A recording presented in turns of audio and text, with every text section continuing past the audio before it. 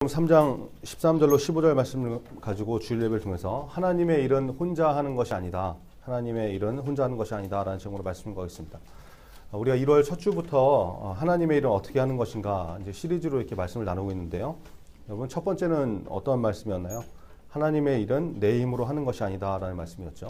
미디안 연합군과 전쟁했던 이스라엘 백성의 숫자. 여러분 기억하시죠? 13만 5천 명 대 300명. 그렇죠? 상식적으로 게임이 안 되는 숫자인데 하나님께서 이기게 하시니까 함께 하시니까 승리하더라 그랬죠.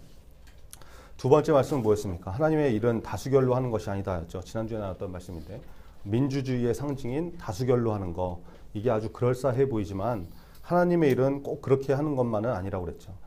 가나안 땅을 40일 동안 정탐했던 정탐꾼들이 12명 있었는데 그 12명 중에서 몇 명? 10명이 83.3%가 가나안 땅에 어떻게 한다고 했어요? 못 간다고 전해라 그랬죠. 반면에 하나님의 사람이었던 소수 여호수아와 갈렙이 두 사람만 퍼센트로 따지면 16.7%만 하나님이 함께 하신다. 가나안 땅은 우리 것이다. 가나안의 거인들은 우리의 밥이다. 이렇게 나왔다고 했습니다. 그래서 우리가 다수의 함정에 빠지지 말고 소수가 되더라도 하나님 편에 서서 두려워하지 말고 믿음의 싸움을 싸우자 그랬죠. 또 중요한 거 하나 살펴봤었죠. 말에 힘이 있는 사람, 대표자 이런 사람들은 반드시 하나님께 붙들린 사람, 기도의 사람이 되어야 된다고 했습니다. 여러분 이 말씀이 우리 삶의 기준이 되는 저와 우리 모두가 되기를 바랍니다. 자, 오늘 마지막 세 번째 시간인데요. 제목이 뭐라고요? 하나님의 일은 어떻게 하는 게 아니다? 혼자 하는 것이 아니다. 그렇죠? 여러분 오늘 본문은 예수님께서 제자들을 부르시는 장면을 말씀하고 있습니다. 여러분 예수님이 누구세요? 마태복음 16장 16절에 예수님의 수제자 베드로가 이렇게 고백을 하죠. 주는 그리스도시요 살아계신 하나님의 아들이십니다. 이렇게 고백했는데 그 고백처럼 예수님은 살아계신 하나님의 아들이시라는 거예요. 여러분 우리가 1월 달 동안 그 요한복음을 한 장씩 읽고 있는데 여러분 다들 잘 읽고 있는지 모르겠네요. 요한복음 1장 한번 펴볼까요? 오늘 본문 뒤쪽에 있는 마태, 마가, 누가, 요한복음이죠. 요한복음 1장 한번 펴보세요. 성경은 직접 이렇게 찾아서 읽어보는 것이 중요합니다. 여러분 요한복음 1장 1절 같이 한번 읽어볼까요? 요한복음 1장 1절 시작. 태초에 말씀이 계시니라. 이 말씀이 하나님과 함께 계셨으니 이 말씀은 곧 하나님이시니라. 자 보세요. 태초라는 것은 뭐예요? 이 세상이 처음 시작될 때 하나님이 천지를 창조하실 때 그때 누가 계셨다는 거예요? 말씀이 계셨다. 말씀이 계셨다. 근데 이 말씀이 누구와 함께 계셨다는 거예요? 하나님과 함께 계셨다고 그랬죠. 근데 이 말씀이 곧 누구시라고 성경을 말하고 있어요? 바로 하나님이시다라는 거죠. 2절과 3절 같이 한번 더 읽어볼까요? 2절과 3절 시작. 그가 태초에 하나님과 함께 계셨고 만물이 그로 말미암아 지은 바 되었으니 지은 것이 하나도 그가 없이 된 것이 없느니라. 여러분 태초에 하나님이 천지를 창조하실 때 무엇으로 창조를 하셨어요? 창세기 1장 3절에 보니까 하나님이 이르시되 빛이 있으라 하시니 빛이 있었고 그랬죠. 빛이 있으라. 이게 뭐예요? 하나님이 말씀을 하셨다는 거예요. 말씀으로 창조를 하셨다. 3절이 그 의미죠. 만물이 말씀으로 인해서 지어졌다. 하나도 말씀 없이 된 것이 없다. 그 뜻이라는 거예요. 그런데 여러분 이 말씀이 누구라고 성경이 증거를 하고 있냐면 뒤에 나오는 14절 한번 같이 볼까요? 14절 요한복음 1장 14절 같이 읽겠습니다. 시작. 말씀이 육신이 되어 우리 가운데 거하심에 우리가 그의 영광을 보니 아버지의 독생자의 영광이요 은혜와 진리가 충만하더라. 여러분 말씀이 육신이 되셨다.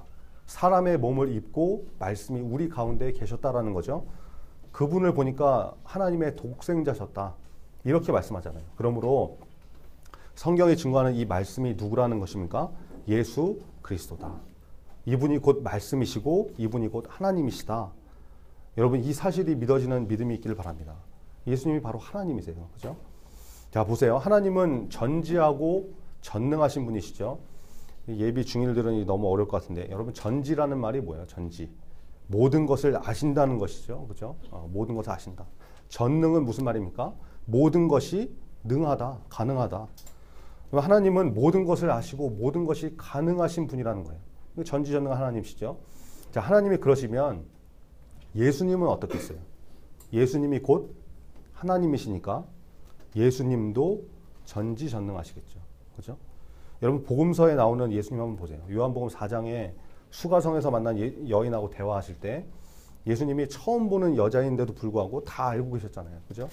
너 남편이 5명이나 됐는데 지금 살고 있는 남편도 네 남편이 아닌지 이 여자의 인생을 다 아시잖아요. 그죠? 누가복음 5장에 보니까 제 아들이 밤새도록 물고기 잡으려고 그물질하는데 한 마리도 못 잡았던 사건 나오죠. 그랬더니 예수님이 뭐라고 하세요? 깊은 곳으로 가서 그물을 내려라. 가서 그물을 내렸더니 어떻게 됩니까? 물고기가 엄청 많이 잡혀갖고 그물이 찢어질 정도로. 이 사건. 예수님이 완전 뭐 어군 탐지기 다 알고 계셔. 그죠? 사람의 마음도 아시고 물고기가 어디 있는지도 아시고 예수님이 전지하신 분이라는 것을 복음서가 다 증거하고 있는 거예요. 그리고 뭐 죽은 사람을 살리시고 물 위를 걸어 다니시고 물로 포도주를 만드시고 눈먼 사람을 눈 뜨게 하시고 예수님이 전능하신 분, 모든 것이 가능하신 분이라고 이 사복음서 마태, 마가, 누가, 요한 사복음서에 다 증거하고 있는 것들이 이런 말씀이라는 거예요. 여러분 전지전능하신 하나님의 아들, 하나님이신 그분, 예수님이 그런 분이세요. 그런데 오늘 본문에서 예수님이 무슨 일을 하고 계신 거예요? 제자들을 부르셨다는 거예요. 제자들. 예수님이 여러분 능력적인 부분에서 부족함이 없으신 불가능이 없으신 그분이 전능하신 분이 지저스 올마이티 그죠? 무엇이든 할 수 있는 분이 혼자 하나님의 일을 하시지 않고 제자들을 부르시고 세우시고 함께 하시더라는 거예요. 여러분 좀 이상하지 않습니까? 여러분 만약에 제가 이렇게 능력이 충만한 전도사가 오면 능력이 철철 넘쳐 이렇게 투건되면 막 능력 나오고 이러면 전도사 사역을 이렇게 하겠어요? 이렇게 안 하죠. 예. 설교도 탁월하게 해갖고 막 한번 설교하면 3,000명이 회개하고 돌아오고 역사가 나타나고 이러면 다 뒤집어지고 이러면 지금처럼 설교 안 하겠죠. 막 그 동계수련회 캠프 강사들처럼 앞에서 막 소리 지르고 1시간, 2시간씩 막 소리 지르면서 이렇게 설교하고 다 은혜 받아서 막 떼굴떼굴 굴게 만들고 제가 만약에 찬양 인도도 완전 잘한다 그러면 찬양팀 안 세우겠죠. 야 비켜라. 내가 기타 막 튕겨가면서 찬양 인도 혼자 다 하고 막 방방 뛰게 만들고 뭐 구차하게 찬양 인도 좀 이렇게 해달라고 그러고 연습 좀 하라고 그러고 차 태우고 다니고 이런 소리 하겠어요. 능력 있다 그러면 안 할 거죠. 혼자 다 하죠. 만약에 제가 병 고치는 은사가 있다 그러면 아 예수님 예수님이 아니라 전도사님 저 두통이야 이러면 뒤통수를 한 대 탁 치면서 야 회복될지어다 이러면 싹 낫게 만들고 완전 혼자 북치고 장구치고 혼자 다 하겠죠.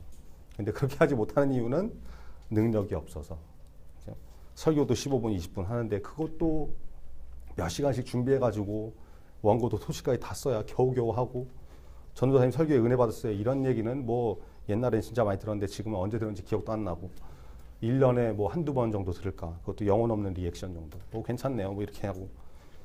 찬양 인도도 제가 중고등부 때 찬양 인도 리더를 했었는데 그때는 막 찬양 집회를 만들어서 인도를 할 정도였는데 지금은 뭐 맨날 찬양 인도하면 뭐 배에 힘이 있네 없네 이러고 목소리가 들리네 안 들리네 이러고 병 고치는 은사는 둘째치고 제가 감기 걸려갖고 골골거리고 막 이러고 있잖아요. 그죠? 능력이 있으면 뭐 혼자 다 하겠죠. 근데 예수님 같은 능력이 있었으면 다 해버렸을 텐데 능력이 없으니까 못하는 거죠. 근데 예수님은 어떠세요? 여러분 예수님은 능력이 있으신 분인데도 불구하고 혼자 안 하시더라는 거예요. 이게 참 희한하죠. 제자들을 부르시고 같이 계시고 하나님의 일을 함께 하시더라는 거예요. 여러분 이게 메시지입니다.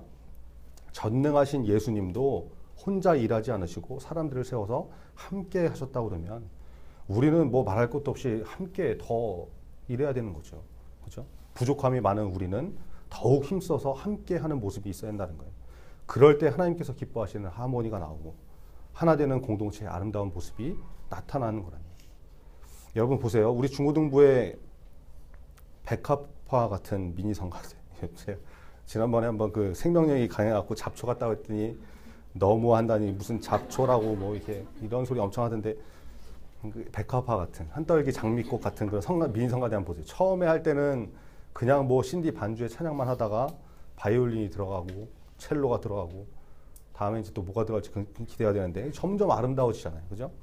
하나씩 따로 이렇게 떨어뜨려 놨을 때는 별거 아닌 것 같이 보이지만 미니 성가대라는 공동체로 이렇게 모이니까 찬양과 반주와 악기들이 하나 함께 하니까 더 아름다워지고 능력이 나타나잖아요. 로마서 8장 28절에 보니까 우리가 알거니와 하나님을 사랑하는 자 곧 그의 뜻대로 부르심을 입은 자들에게는 모든 것이 합력하여 선을 이루느니라. 이렇게 말씀합니다. 여러분 잊지 마세요. 하나님의 뜻대로 그 자리에 부르심을 받으신 거예요. 미니 성가대, 여러분 마음대로 성가대 하는 것 같습니까? 전도사가 야 니네 좀 해봐라 이래서 하는 거 같냐고요. 그런 거 아니죠. 하나님께서 그의 뜻대로 부르신 거예요. 부르신 거. 그 부르심에 응답하니까 미니 성가대라는 선을 이루잖아요. 여러분 성가대만 그렇습니까? 찬양팀도 마찬가지고 방송팀도 마찬가지고 임원도 마찬가지고 하나님께서 부르신 거예요. 하나님께서. 중고등부를 섬기라고. 그죠? 좋은 교회로 세워가라고. 우리 중고등부에 선생님들 계시잖아요. 당연히 선생님들도 하나님의 뜻대로 부르심을 받으신 것이죠. 전도사가 같이 하시자고 그래서 오신 것이 아니라 담임 목사님이 설득해서 오시게 된 것이 아니라 그 안에 하나님께서 그분의 뜻 가운데 부르시는 콜링이 있어서 오신 거예요. 얼마나 귀중한 일입니까? 그죠? 그러니까 우리가 감격하면서 이 일을 감당해 나가는 것이죠. 오늘 이 말씀을 듣는 여러분들도 중고등부 안으로, 교회 안으로 들어오시기 바랍니다. 그냥 주일날 잠깐 출석 도장 찍듯이 왔다 가고 이렇게 하지 말고 여러분 중고등부에서 할 수 있는 그런 일들을 찾아서 예수님 사랑하는 마음으로 함께 하세요. 그것이 부르심에 응답하는 것이고 그럴 때 공동체로서 하나님의 교회를 세워가는 일들이 나타나는 것입니다. 저와 여러분이 예수님을 사랑하는 마음으로 충만해서 주님의 몸된 교회를 사랑하고 함께 섬겨나가는 그런 믿음의 사람 되길 바랍니다.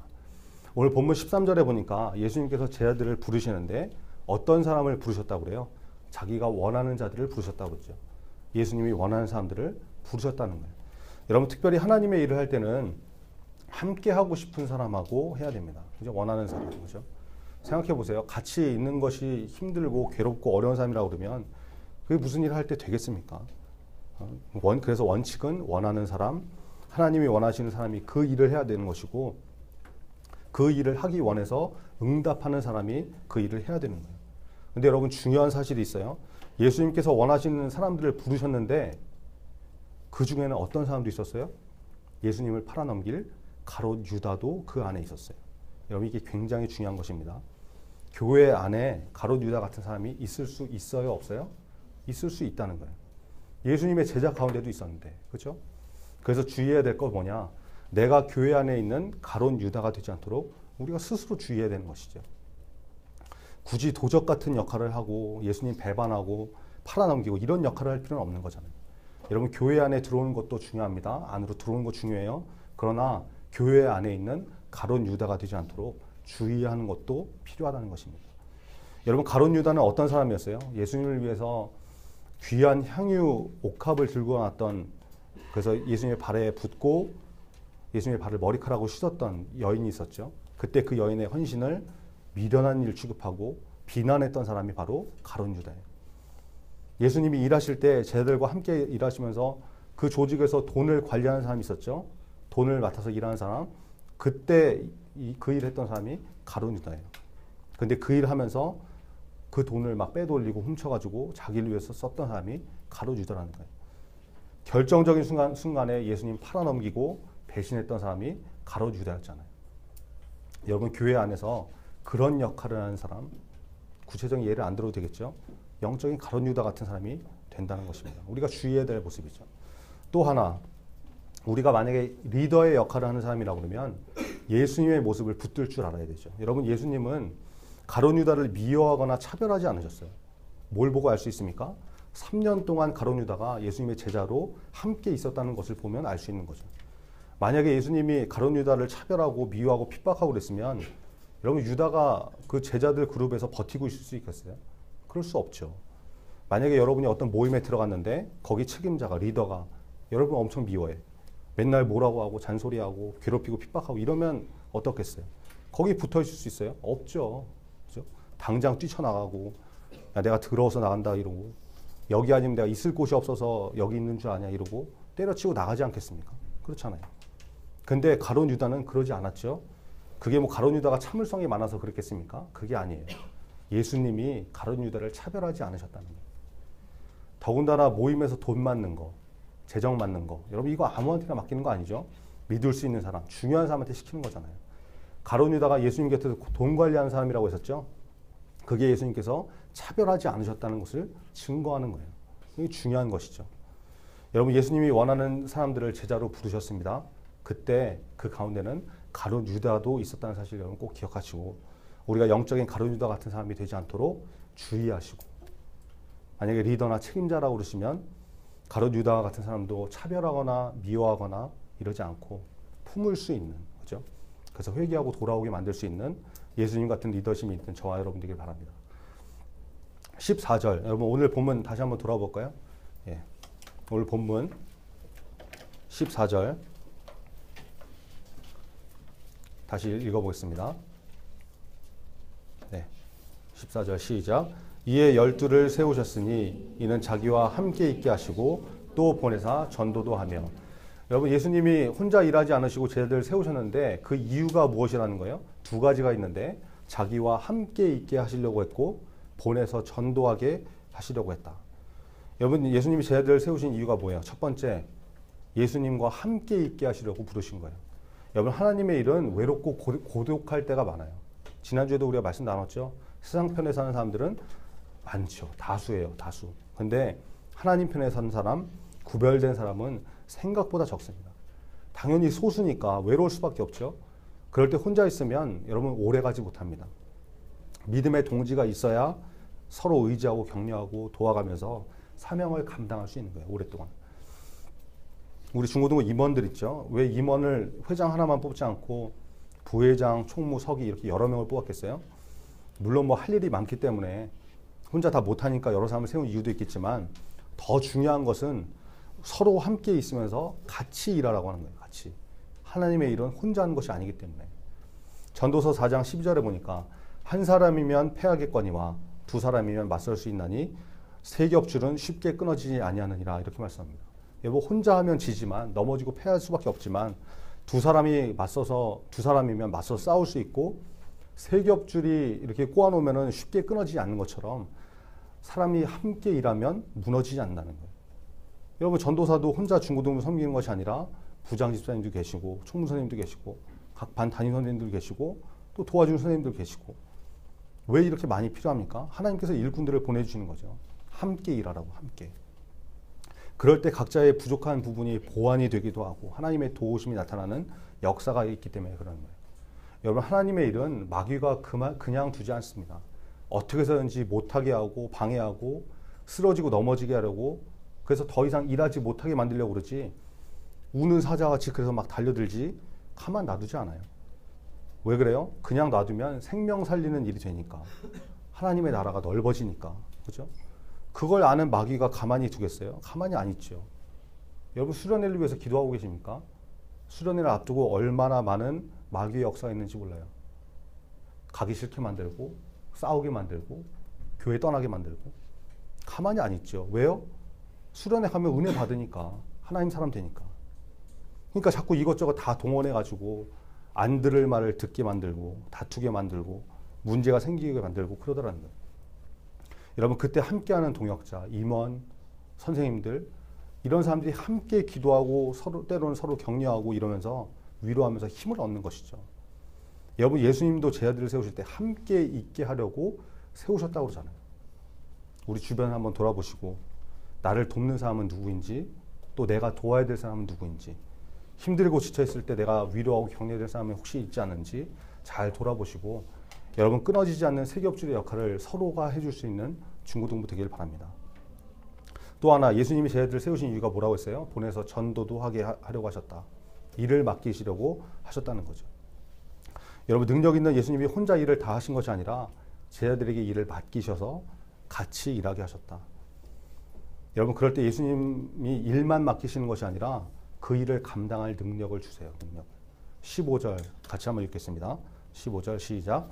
귀신을 내쫓는 권능도 가지게 하려 하십니다.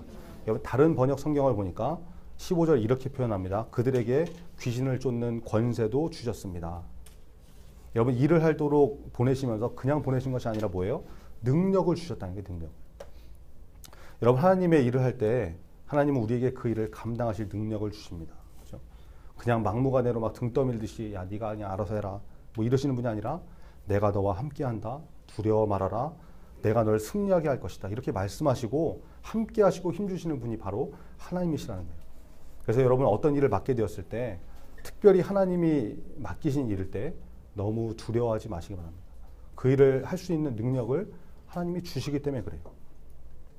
여러분 예수님의 제자들이 다 그런 인생이었잖아요. 베드로는 바다에서 물고기 잡던 어부였는데 이 사람이 안진뱅이를 일으키고 설교하면 막 3,000명이 돌아오고 죽은 사람을 살리고 그죠?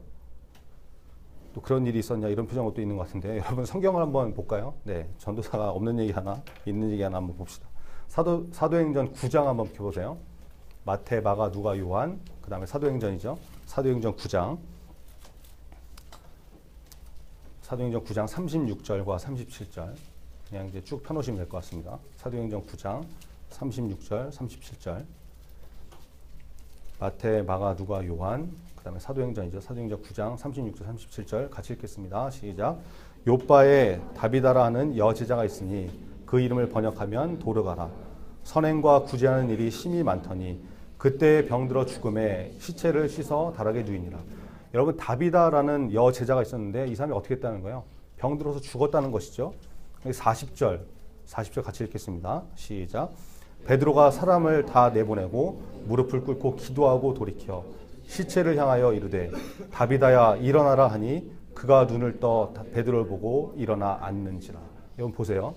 베드로가 물고기 잡던 어부가 기도하고 시체를 향해서 일어나라고 명령하니까 어떻게 돼요? 죽은 사람이 눈을 뜨고 일어나 앉았다는 거예요. 여러분 이게 무슨 뭐 좀비가 그냥 이렇게 눈 뜨고 일어났다 이게 아니라 죽었던 사람이 살아난 것이죠. 여러분 이게 하나님의 능력이에요. 하나님의 능력. 이런 놀라운 능력이 하나님의 일을 할 때 나타나더라는 거예요. 이게 베드로한테 있었던 능력입니까? 아니죠. 하나님께서 주신 능력이잖아요. 여러분 우리 중에 능력이 없어서 걱정하는 사람이 있습니까? 도무지 안 될 것 같고 내 힘으로 역부족일 것 같고 아무리 생각해도 이건 무리수다 이런 사람이 있어요. 여러분 그 일이 만약에 하나님께서 맡기신 일이라고 그러면 하나님께서 함께 하시는 일이라고 그러면 여러분 얼마든지 감당할 수 있는 거예요. 하나님이 힘을 주시니까 그죠? 그러니까 너무 염려하지 마시고 걱정하지 마시고 쫄지 말고 기도하시기 바랍니다. 그러면 하나님께서 부어주시는 능력으로 능히 감당하게 될 것입니다. 말씀의 결론을 맺겠습니다. 여러분 예수님은 하나님이신 분인데 전지전능하신 분이신데 그런 예수님도 혼자 일하지 않으시고 제자들을 부르셨다는 것을 우리가 말씀을 통해 봤습니다. 하나님의 일은 혼자 하는 것이 아니라 함께, 그죠? 같이 공동체를 통해서 이루어가는 것이다. 이게 예수님이 보여주시는 거죠. 여러분 하나님께서 우리에게 중고등부라는 공동체를 주셨습니다. 그러면 중고등부를 위해서 우리가 함께 일하는 모습이 필요한 것이죠. 하나님께서 나에게 주신 능력대로 작은 일이라고 할지라도 함께 일할 수 있는 그런 저와 여러분 되기를 바랍니다. 여러분 이번 동계수련에 힘써 참여하는 것도 함께 일하는 거예요. 함께. 그렇죠? 힘써서 참여하시고 마음을 좀 정하시고 기도하시고. 여러분 예수님이 제자들을 부르신 이유는 함께 있게 하시고 그들에게 일을 맡기시기 위해서였습니다. 우리에게 함께 일할 사람들을 주시는 이유도 서로 돌보고 격려하고 위로하면서 함께 하라고 주시는 것이에요. 어려운 일이 있을 때 여러분 서로 기도해 주시고 또 도움이 필요하다 그러면 도와주시고 외롭고 힘든 상황에 있을 때는 위로와 격려를 해줄 수 있는 저와 우리 모두가 되길 바랍니다. 그것이 공동체라는 것이죠. 하나님이 우리에게 일을 맡기실 때는 그 일을 감당할 능력도 함께 주신다고 그랬죠. 버거운 일을 맡았을 때 낙심하는 것이 아니라 두려워하는 것이 아니라 여러분 기대하시기 바랍니다. 하나님이 이 일을 할 수 있는 능력도 주시겠구나. 그렇죠? 그 믿음을 가지고 나갈 때 하나님께서 도우시는 능력을 체험하는 인생이 될 것입니다. 기도하겠습니다. 아버지 하나님 감사합니다. 오늘 말씀을 통해서 하나님의 일은 혼자 하는 것이 아님을 깨닫습니다.